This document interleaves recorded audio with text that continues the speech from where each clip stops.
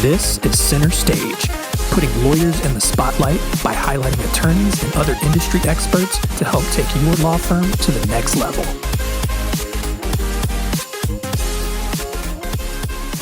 Hey everyone, and welcome to another episode of Center Stage. I am your host, John Henson, and with me today is Maddy Martin. She's the head of growth and education at Smith.ai, which is a virtual reception service that combines live agents and AI, which I'm sure we're going to talk about a little bit today. She also teaches CLE nationwide, and she has built marketing teams at 3 different VC-backed startups. And she also has expertise in digital marketing and business communications. So Maddy, thank you so much for joining us today. Thanks for having me, John. It's great to be here. Yeah, so today we're going to be talking about just various tech options that exist out there for attorneys. I know you and your work at Smith.ai, we've known each other for a couple of years now. Smith specifically works in that virtual receptionist area, some of the chat functionalities that attorneys can have on websites. Aside from that, what are some various tech options that are out there for lawyers, even some that may not be specifically designed for lawyers, but what are some other options out there that they can use to sort of streamline their business processes?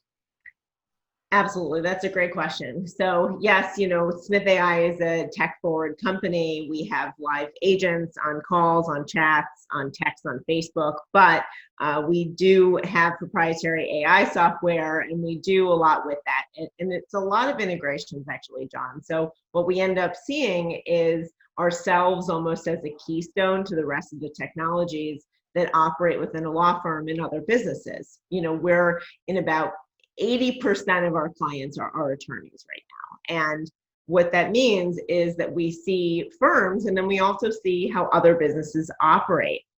And we get to interact with a lot of the integration partners and tech partners and just interfacing with attorneys, in various Facebook and networking groups. We see very often the tools that they're using and that they're most enthusiastic about. And a few of them, actually by far the most popular sort of tool out there is scheduling tools, online calendaring. There's no way that anything comes to mind nearly as clearly as the online calendaring tools. They integrate with your systems that you already use. They're incredibly affordable. They're easy to set up. You don't need a tech consultant. And largely, they are integrated with your other systems, right? So your email, your CRM, your practice management, there has been a huge push to make your calendar play well with the other software in your stack, so to speak. But if I look at the other tools that attorneys and beyond are using. We did a webinar earlier this year with Text Expander, and that was a hugely popular and also really high impact session. When you think about, that tool is, maybe it's $5 a month, it's $3 a month, it's in that really, really small cup of coffee range. And you think, how could I possibly still be typing out all of these emails, all of these, intro emails or referral emails or rejection emails, or even messages on social where you're in a Facebook group and you want to say, thank you for a referral, or you want to make a common referral, you want to say how to contact you for a consultation. These are all really common messages that we put out there. And it's such a no-brainer to use a tool like that, tap a couple keys instead of writing out multiple paragraphs, even with word sort of merge fields that you can add in. That to me is such a time saver that allows you to put your brain to better use during the day. And if there's a third one, I would have to say for group calendaring, I still use the tried and true Doodle. So Doodle as if you're drawing something on a paper, right? Mm-hmm. So it is free. It allows you to have people pick the best times for them. If you have a group meeting, if you have a retreat, a half day sort of event, it's awesome to be able to cut down again on that email back and forth, on that, email tag, so to speak, and just get everyone's information up front, and you leading the meeting, make the decision and see when everyone's available. So those are sort of my quick hit tips. and all extremely affordable. Yeah. Yeah. And I mean, and full disclosure, like we didn't rehearse any of this whatsoever. And I mean, I'm so excited that you mentioned all of those things because, those 3 apps that we use in our office, Text Expander specifically, yeah, to your point, I mean, I think we pay annually and it's like $25 or something crazy like that. But the amount of time that it saves, so easy, especially if you're writing those same emails over and over again. Like our account managers, they're sending their clients the same content every month, like, hey, your new blog is ready, your new email newsletter is ready, all that kind of stuff. And if they had to sit there and type that out every single time, that's all they'd be doing with their jobs probably. But instead, Exactly. yeah. Exactly. And if you're wondering like, oh, why isn't my assistant as productive as so-and-so's assistant? Or why doesn't my paralegal get more work done? Well, we can talk about that. You're probably making that person answer your phones. But when you think about the actual core tasks that they're doing, it's important to be prompt, to be, respectful and articulate in any response or any communications that you're doing. But it is extremely time consuming to write at the level that you would demand of yourself and your staff. So how do you get that? Well, you write it really well the first time and then you update it, maybe merge in a couple words when you need to send it again and again, or it's just really a canned response and you don't need to modify it at all. The other benefit, John, as you bring to mind for me, is that there is a Teams feature. So you can actually share your common snippets, so to speak. And if you don't want to use Text Expander, there is a sort of hotkey function on your phone. Apple has that, for example. There are a few other tools that are out there, but that allows you to be lightning fast and give that power to the rest of your team as you expand and think, oh, is it worth it for me to hire a new employee, a contractor, et cetera? Well, these are tools that make your employees' time sort of more protected for that precious resource that you've invested in. Yeah, for sure. And so to kind of transition to our next thing, one thing that you just mentioned there is one of the big, like, sort of time sucks for certain employees is that you have people manning the phones. And obviously every law office needs a phone. That's a given. We're not so true. technologically advanced that phones are outdated. No. But what are some of the biggest mistakes that you've seen lawyers make with their phone systems? Oh, so many mistakes. We don't have enough time. But I will tell you that the top 3 mistakes that attorneys make. So number 1, not answering, obviously, and letting calls go to voicemail. And even from there, sort of letting it become a game of, did the person leave me a voicemail? If not, I'm not going to call back this random number. They must not be serious. Well, that's a huge and error-filled assumption that a lot of attorneys make. And then also, even if you are answering your calls, not answering them 24/7. You may think, oh, I'm in an estate practice or I'm in a business law practice, IP. People don't call me on the weekends or evenings. Well, guess what? We've just lived through almost a year of a coronavirus pandemic where people are at home. They're now a teacher for their young children and they're taking care of multiple generations. Even if, in a standard year, you're not getting after hours calls, that doesn't mean that this year and from now on, you shouldn't expect to. Now, also consider if someone is at work during your working hours and they have an employment law matter, right? Or workers' comp, they're not going to make those calls. Even for me, I got a divorce years ago. I wouldn't want my coworkers in my office or even in my home, certainly, to overhear me having a call with a family law attorney.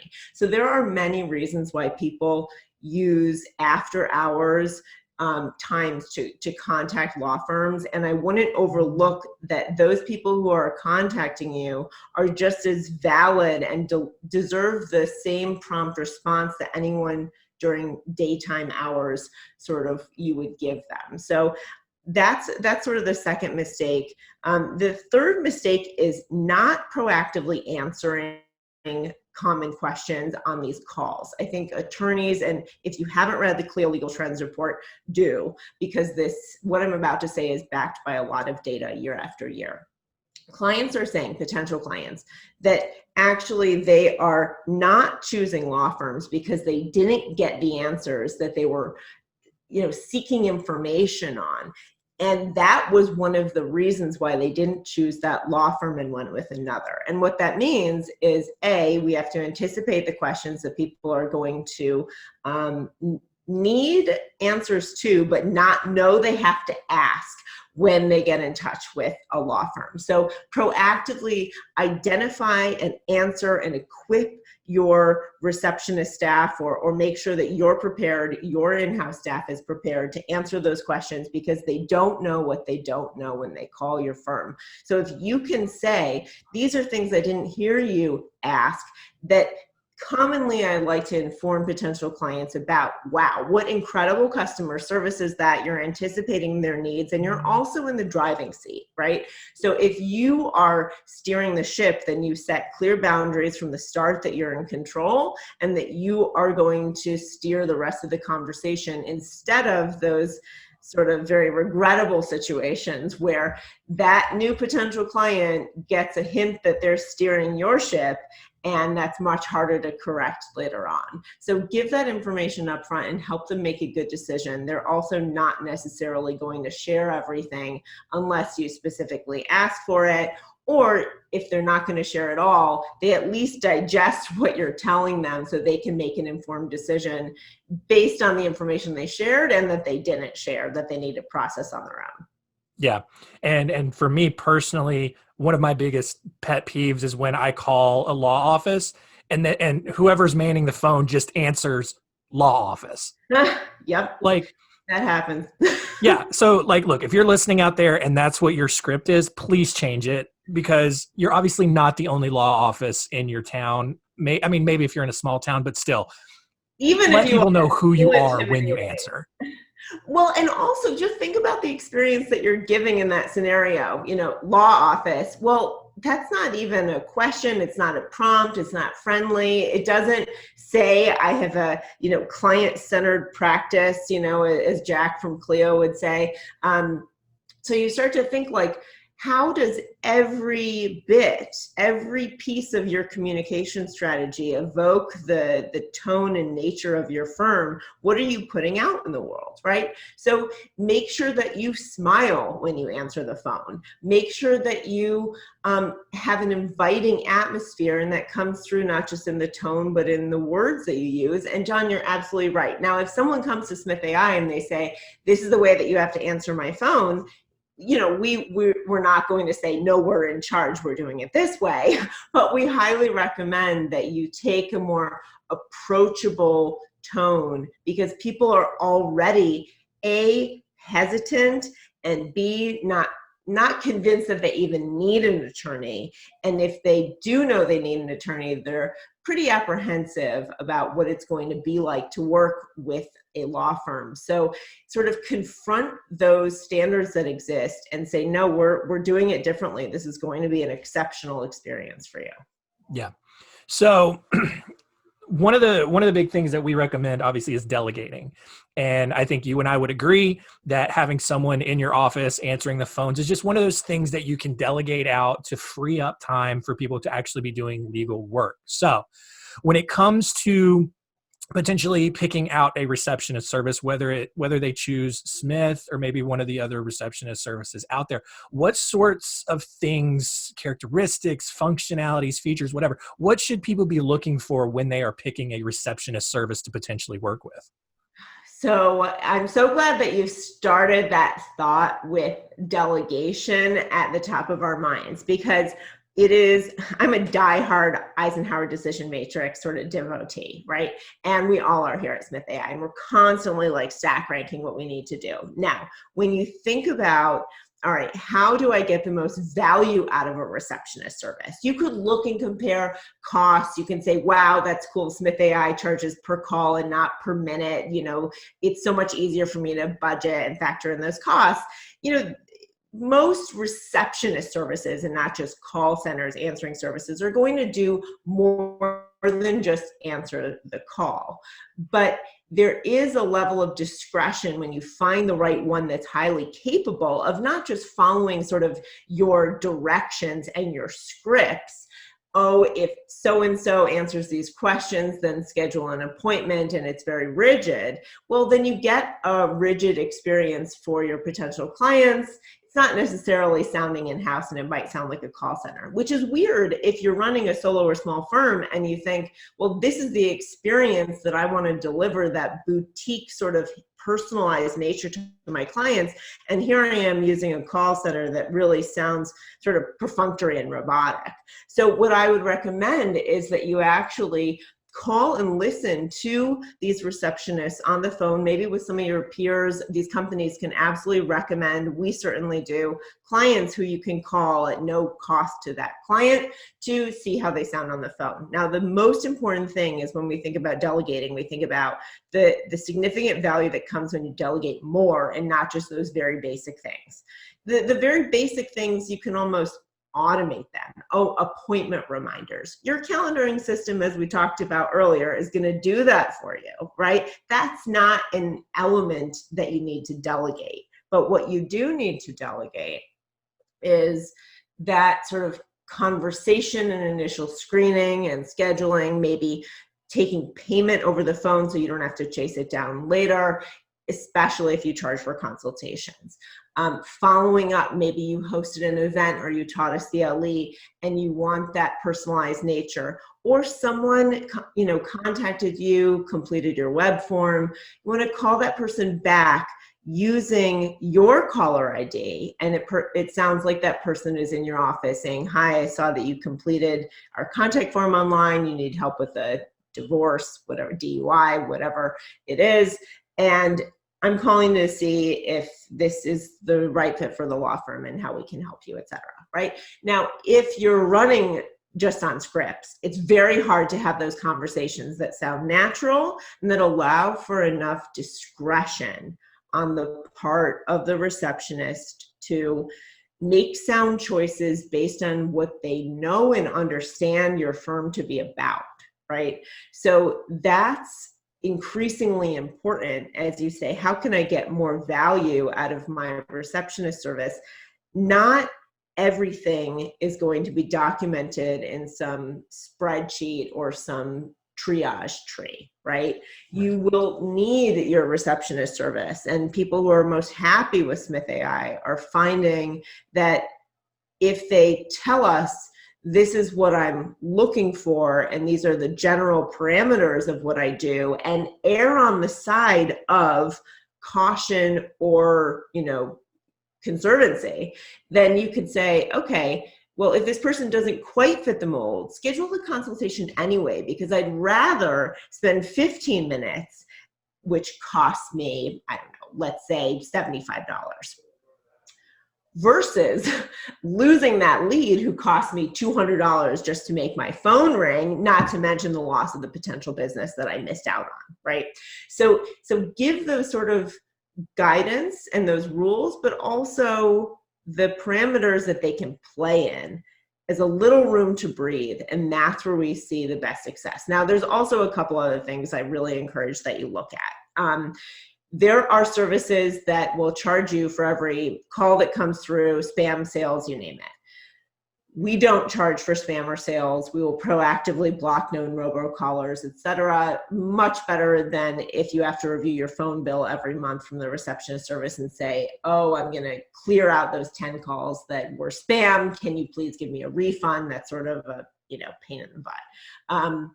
Then there are other factors like how well does it integrate with your system and software? Does it integrate with your case and practice management system? Does it integrate with your calendaring tool?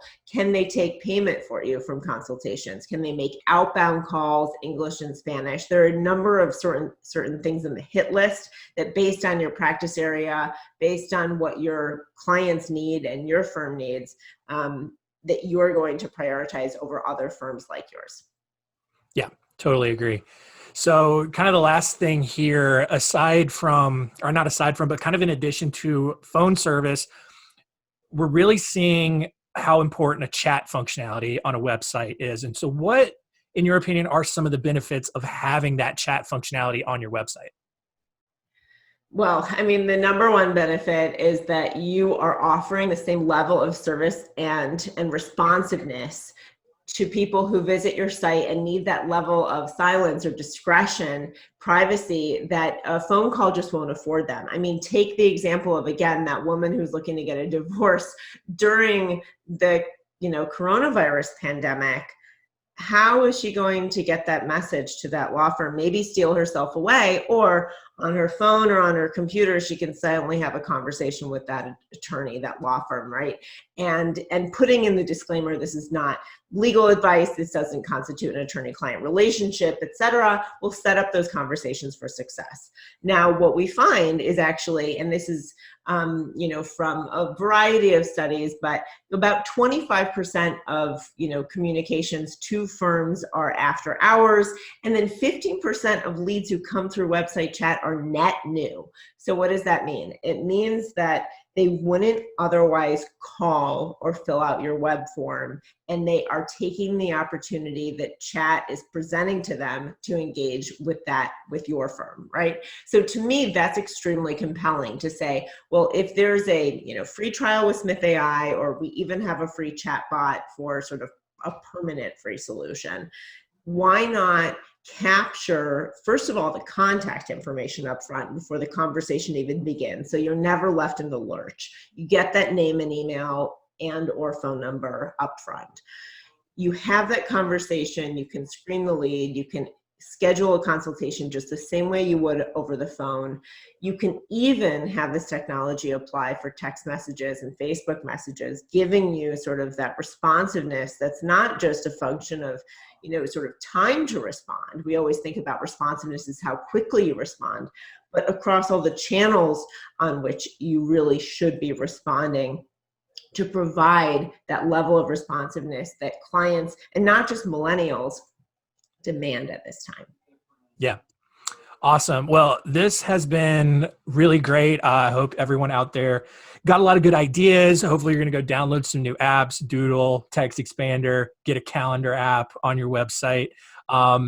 Before we wrap up, if you can give one piece of advice to attorneys out there, what would it be?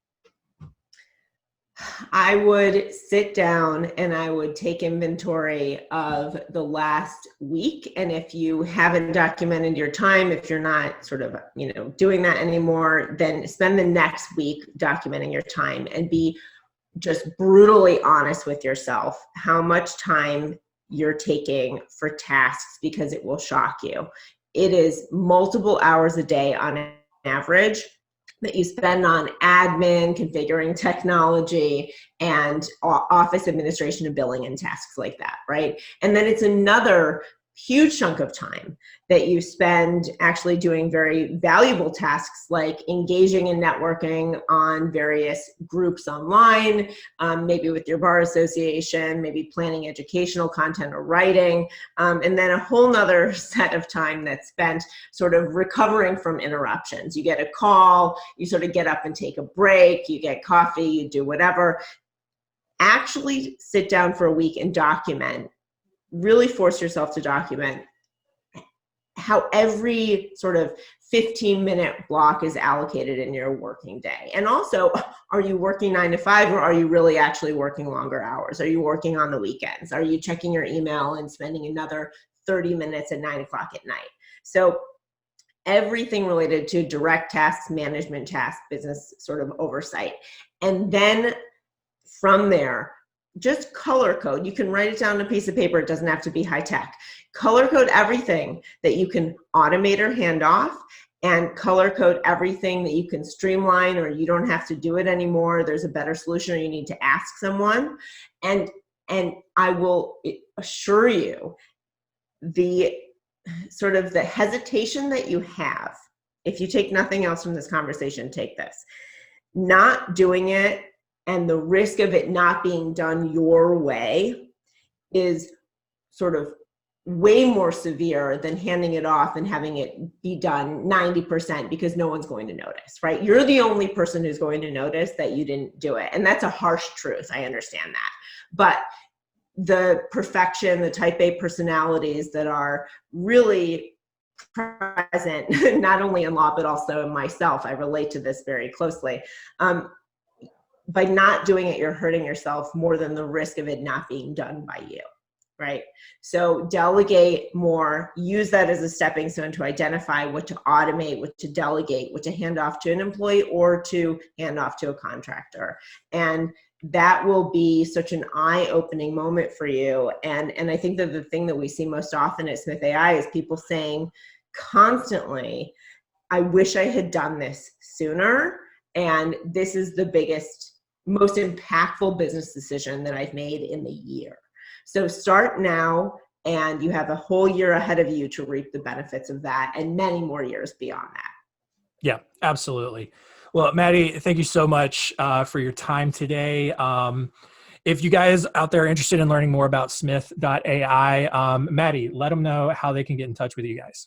Yeah, absolutely. So just visit our website, Smith.ai. You will get a free trial or a money back guarantee. We are, sort of offering both options now these days in case you had gotten in touch with us before and it was only a free trial. So that's sort of new and exciting option for you that we'll be rolling out very soon.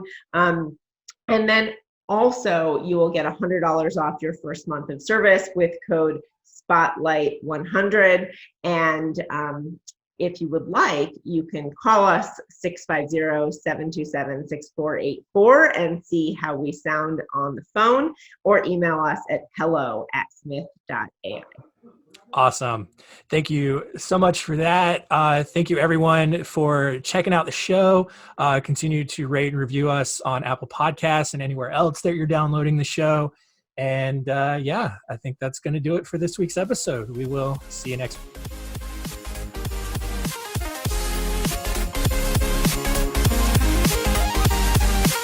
Thanks for listening.